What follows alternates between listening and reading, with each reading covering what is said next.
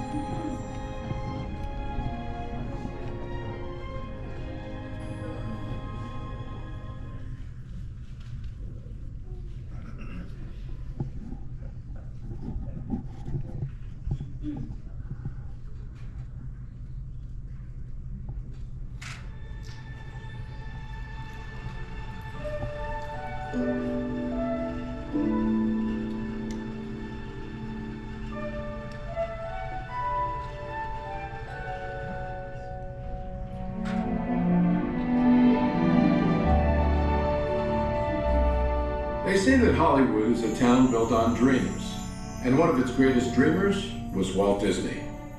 His life was filled with both exhilarating success and heartbreaking setbacks. But he never gave up. He just kept moving toward that great big, beautiful tomorrow. The story of Walt's life is truly a magical one, and no one could tell it quite like Walt himself. My dad worked as a carpenter in the World's Fair building. He eventually ended up in Chicago as a contractor, and he was doing that when I was born, December 5th, 1901. But my dad made some money as a contractor, and he wanted to get back to the farm.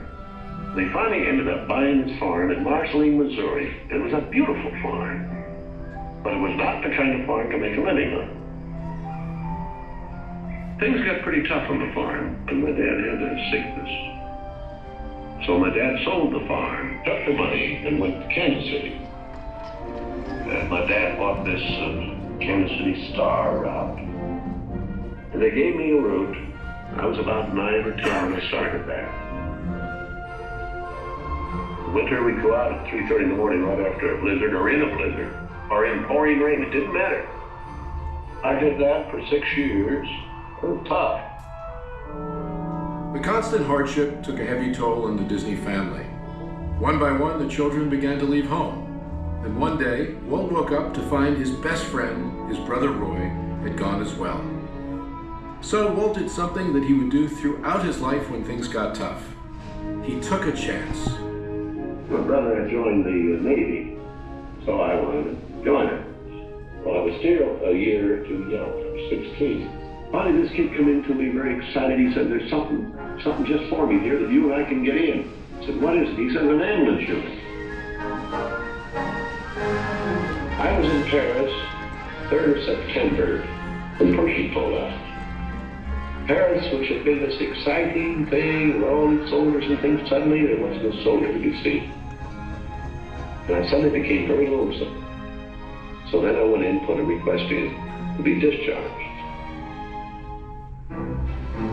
So I hit Chicago, that's where my parents were living, and I said, "Dad, I want to be an artist."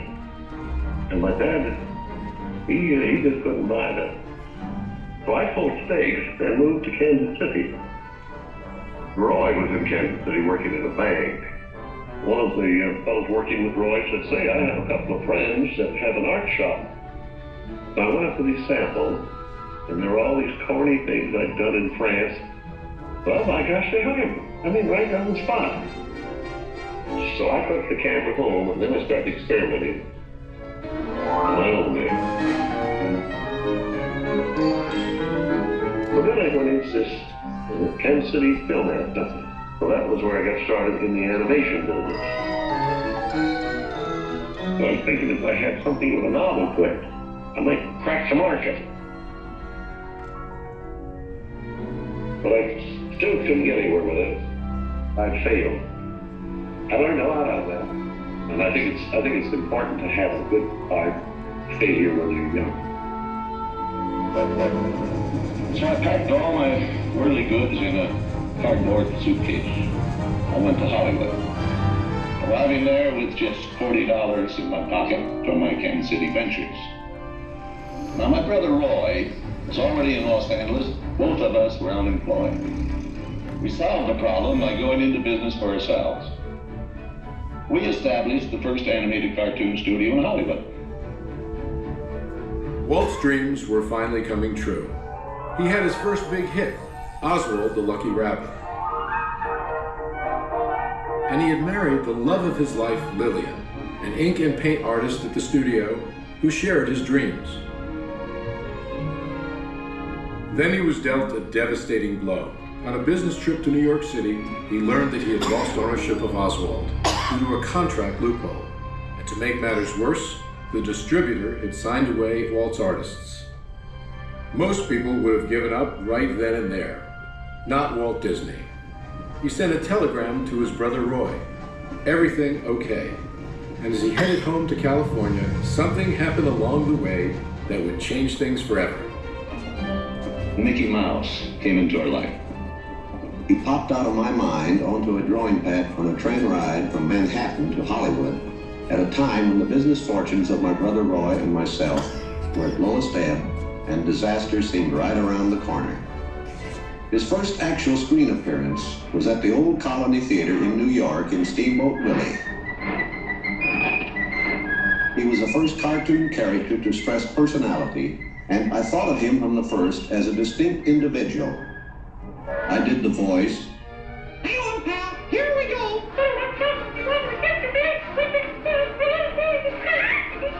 Mickey was simply a little personality assigned to the purposes of laughter.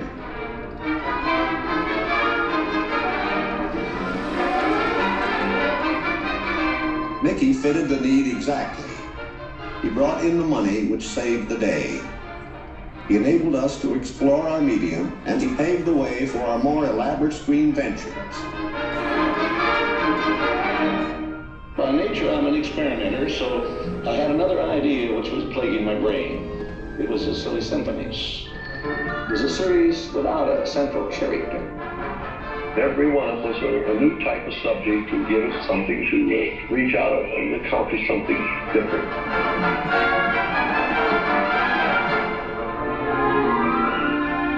Then we started distributing both Mickey Mouse and the Silly Symphonies. It was nip and tuck, get them out. Walt began to push himself and his artists. And when he wasn't working, he was worrying about the future. And then the inevitable happened. In 1931, he had what he called a heck of a breakdown. So he did something unique for Walt Disney. He took time off and took his wife on the first vacation they had ever had. When they returned, he was a new man, filled with ideas for the future.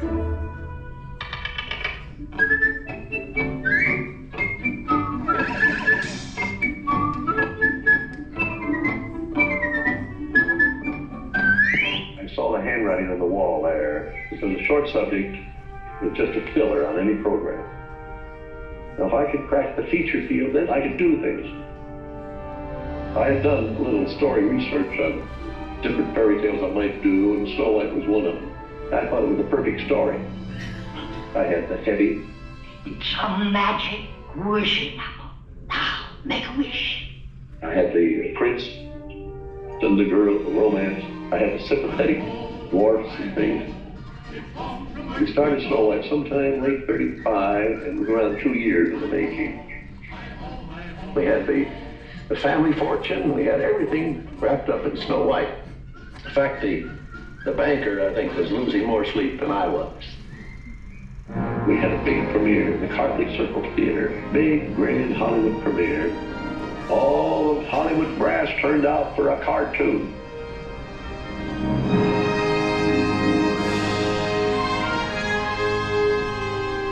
The Daddy of Snow White and the Seven Dwarfs is going to be presented this beautiful statue.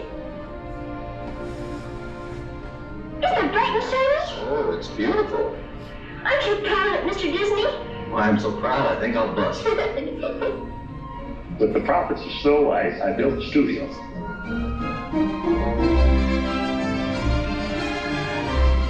Two years later, I was almost broke. But I had all these pictures and words. Pinocchio. But you can see there are no strings on me. Bambi. Fantasia.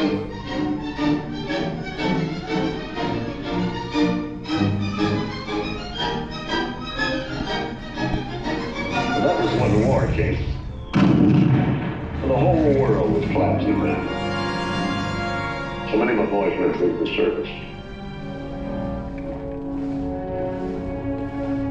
So I just practically stopped my feature production. It's all I could do. And after the war, I had a problem picking up the pieces. I knew that diversifying of the business would be the salvation of it. So I tried various things. I want to go beyond the cartoon. And I thought if I could get into the live end, that there's things I could do. Stand by, engines. Come on, there, boy, get him! Not bad, eh, Charlie? Let's open her up and see what you really do. I wanted enough different types of things that I could fall on my nose with one of these pictures, but I had another one right behind it that would hit. After long concentration on live action and cartoon films, we decided to try something that would employ about every trick we learned in the making of films. We would combine cartoon, live action, and enormous fantasy, Mary Poppins. As the original Mary Poppins budget of $5 million continued to grow, I never saw a sad face around the studio. Even my brother Roy was happy. This made me nervous. And a horrible thought struck me. Suppose the staff had finally conceded that I knew what I was doing. Once again, Walt Disney had created storytelling magic to reinvent family entertainment. But even then, he wasn't finished. He had a bigger dream in mind. Well, it came about when my daughters were very young, and Saturday was always Daddy's Day with the two daughters. So we'd start out and try to go someplace with, different things, and I would take them to the merry-go-round, and I took them different places, and as I'd sit there while they rode the merry-go-round, did all these things, I felt that there should be something built, some kind of an amusement enterprise built where the parents and the children could have fun together. So that's how Disneyland started. It takes a lot of money to make these dreams come true. And we had everything mortgaged, including my family. Started with many ideas, threw them away, started all over again. And eventually it evolved into what you see today as Disneyland. But it all started from a daddy with two daughters wondering where he could take them, where he could have a little fun with them too. The art means a lot to me in that something will never be finished, something that I can keep developing and adding to. Not only can I add things, but even the trees will keep growing. The thing will get more beautiful every year. And I knew that if I did anything like the park, I had to have some kind of a medium like television to let the people know about it. The world is a carousel of power. History, comedy, fantasy. There's drama and murder. secrets to see. The miracle of imagination, the marvels of earth, sea, and sky. These wonders untold are ours to behold in the funny world, the sunny world, the wonderful world of color. And now your host, Walt Disney. Today, I want to share with you some of our ideas for Disney World. Here in Florida, we have something special we never enjoyed at Disneyland, a blessing of size. There's enough land here to hold all of the ideas and plans we could possibly imagine. We know what our goals are, we know what we hope to accomplish, and believe me, it's the most exciting and challenging assignment we've ever tackled at Walt Disney Productions. Throughout his storied career, Walt never gave up, despite the many challenges along the way. For his visionary work, he received hundreds of awards from all corners of the globe, more Academy Awards than any individual in history, and the Presidential Medal of Freedom for a lifetime of inspiring others. He created dreams that live on today for millions around the world. But with all of that, when asked to name his greatest reward, Walt's reply was surprisingly humble. Well, my greatest reward, I think, is that I've been able to build this wonderful organization, and also to have the public appreciate and accept what I've done all these years. That is a great reward. But all individuals are different. I had a brother who I really envied because he was a mailman. But he was the one that had all the fun. He had himself a trailer, and he used to go off and go fishing, and he didn't worry about payrolls, that heard story, he just had picture grocers or anything, and he was the happy one. I always said, he's the smart Disney. You know, I was stumped one day when the little boy asked, "Do you draw Mickey Mouse?" And I had to admit I do not draw anymore. Well, then you think of all the jokes and ideas. No, I said, I don't do that. Finally, he looked at me and said, "Mr. Disney, just what do you do?" Well, I said, sometimes I think of myself as a little bee. I go from one area of the studio to another and gather pollen and sort of stimulate everybody. I guess that's the job I do. You know, there's a lot of satisfaction in developing ideas into realities, but there's really no secret about our approach.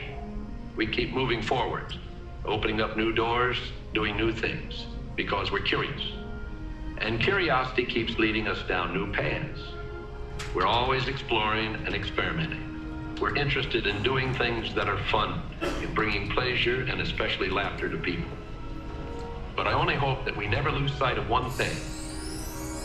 But it was all started by a mouse. Like a boat out of the blue, fate steps in and sees you through. When you wish upon a star, your dreams fall.